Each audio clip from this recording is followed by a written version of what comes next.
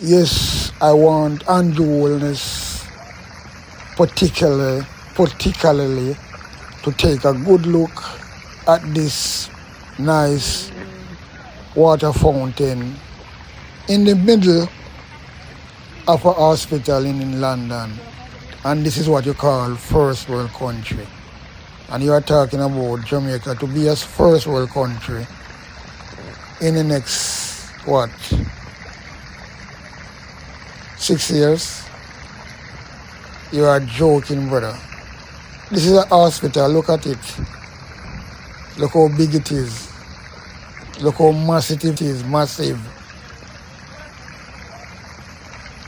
And these are the things, the relaxing, comfort and situation that you have when you can come outside and what you have.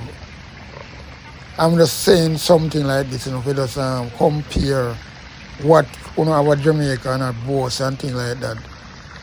You're supposed to be ashamed on yourself. Yeah. You look at this, relaxing. This is like a therapy, brother. On the boss and talking about Rete, Lele, look at public, pure cockroach and run down place.